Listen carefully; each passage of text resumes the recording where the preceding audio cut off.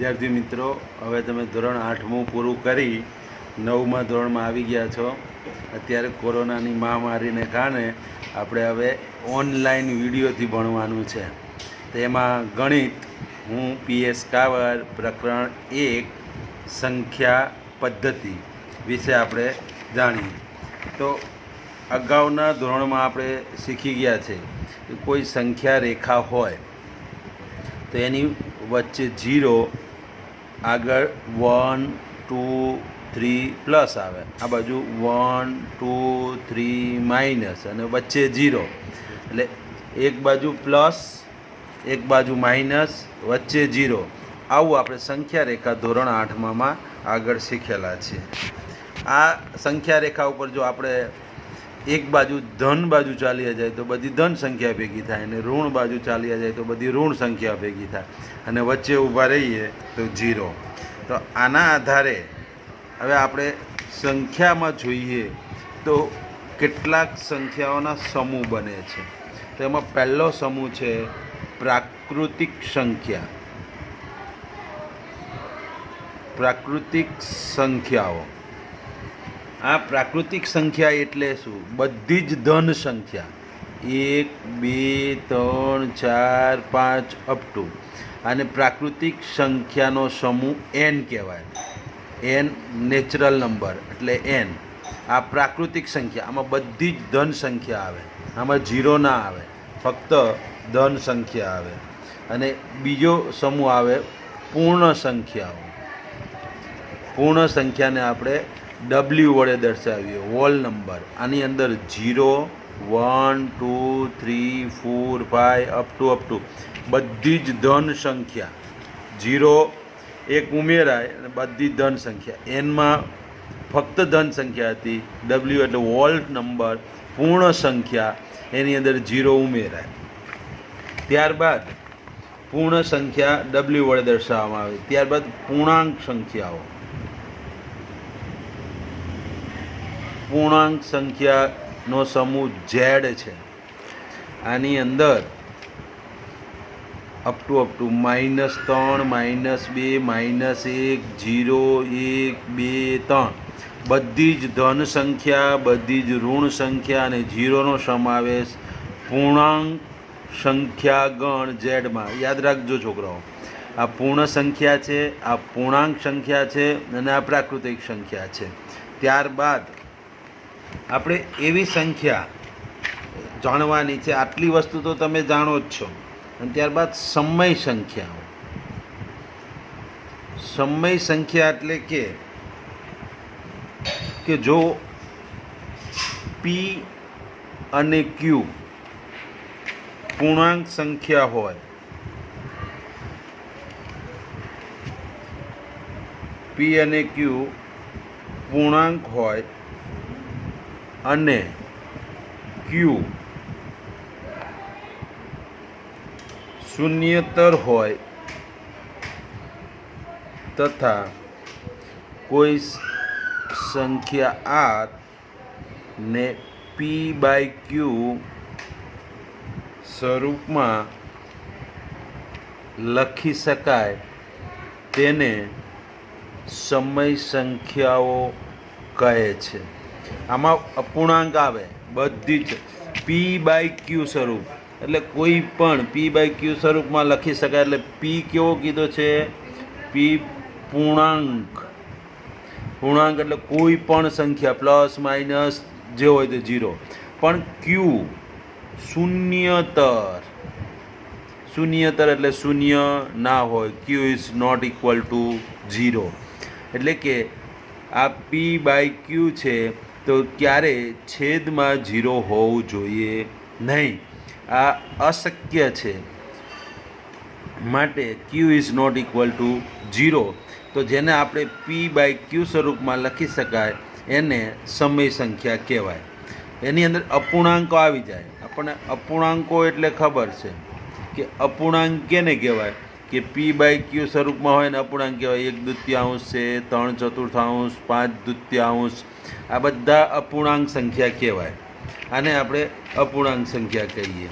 અને બીજી જે સમય નથી એને અસમય સંખ્યાઓ કહેવાય. અસમય સંખ્યા, જે સંખ્યા સમય નહીં, જે સંખ્યાઓ સમય ના હોય તેને અસમય સંખ્યાઓ કહે છે. તેને સમય સંખ્યાને ક્યુ વડે દર્શાવવા, જ્યારે અસમય સંખ્યા જે ક્યુમાં આવેલ નથી, તો સમય સંખ્યાનો સમૂહને ક્યુ વડે દર્શાવવામાં આવે. ક્યુ બરાબર P by Q, P belongs to Z, Q belongs to N, એટલે કે ક્યુ બરાબર 0નો. આને સમય સંખ્યાનો સમૂહ ક્યુ કહેવાય. અને ત્યારે એક વાસ્તવિક સંખ્યા ગણ આર આવશે, તો વાસ્તવિક સંખ્યા ગણ આરની અંદર બધું જ આવે. સમય આવે, સમય સંખ્યાઓ અને અસમય સંખ્યાઓ. હવે સમય સંખ્યા એટલે જો એન, ડબલ્યુ, ઝેડ, આ બધી જ ક્યુ, આ બધી જ સમય સંખ્યા છે. એક આરની અંદર વાસ્તવિક સંખ્યા ગણ આર છે, એની અંદર જ અસમય સંખ્યા આવે. અસમય સંખ્યા એટલે કેવી કે વર્ગમૂળ 2 હોય, વર્ગમૂળ 3, વર્ગમૂળ 5, વર્ગમૂળ 7, આ બધી અસમય સંખ્યા કહેવાય. જેનું વર્ગમૂળ ના નીકળે એને અસમય સંખ્યાઓ કહેવાય.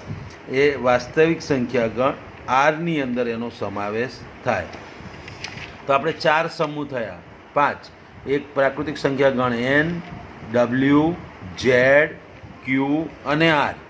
એનની અંદર બધી ધન સંખ્યા, ડબલ્યુની અંદર 0 પ્લસ ધન, ઝેડની અંદર ઋણ 0 ધન, અહીં અનંત સુધી છે, આ બાજુ બી અનંત સુધી છે. ક્યુની અંદર બધું જ અપૂર્ણાંક, એન આવે, ડબલ્યુ આવે, ઝેડ આવે, બધું જ આવે.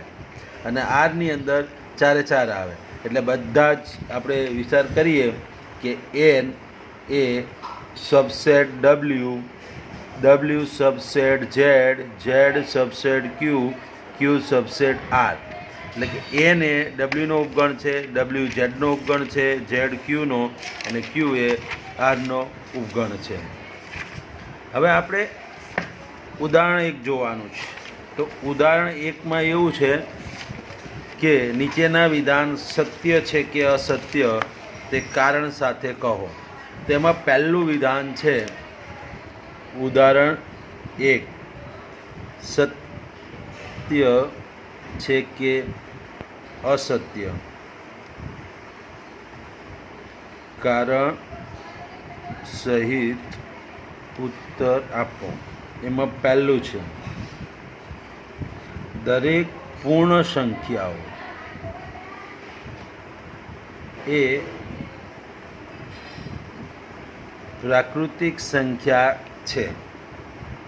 તો આ વિધાન અસત્ય છે. કેમ કે દરેક પૂર્ણ સંખ્યા પ્રાકૃતિક સંખ્યા નથી. પ્રાકૃતિક સંખ્યા એટલે ફક્ત 1, 2, 3 જ આવે છે, અને પૂર્ણ સંખ્યામાં 0 આવે, પ્રાકૃતિક સંખ્યામાં 0 આવે નહીં. તો કે કારણ કે 0 પૂર્ણ સંખ્યા છે પણ પ્રાકૃતિક સંખ્યા નથી. પ્રાકૃતિક સંખ્યા એટલે ફક્ત ધન સંખ્યા આવે અને પૂર્ણ સંખ્યામાં 0 આવે છે, એટલે એ ખોટું છે. દરેક પૂર્ણાંક એ સમય સંખ્યા છે. તો આ વિધાન સત્ય છે, કેમ કે દરેક પૂર્ણાંક એ સમયથી મેં આગળ વાત કરી જ. કેમ કે દરેક પૂર્ણાંક સંખ્યા હોય, કારણ કે દરેક પૂર્ણાંકને પી બાય ક્યુ સ્વરૂપમાં લખી શકાય છે. તેથી સમય સંખ્યા છે. ત્રીજો પોઈન્ટ છે કે દરેક સમય સંખ્યા એ પૂર્ણાંક છે. આ વિધાન પણ અસત્ય છે, કારણ કે 3/5 એ સમય સંખ્યા છે પણ પૂર્ણાંક નથી. દરેક સમય સંખ્યા એ પૂર્ણાંક છે, ખોટું. કેમ કે દરેક સમય સંખ્યા એટલે કે 3/5 એ પણ સમય છે પણ એ પૂર્ણાંક નથી. તો વિદ્યાર્થી મિત્રો, આજે આટલો. વિડીયો જોજો, સબસ્ક્રાઈબ કરજો અને લાઈક કરજો અને મહેનત કરજો. આ દાખલા અહીંયા સુધીનું નોટમાં ઉતારી તૈયાર કરજો. ઓકે.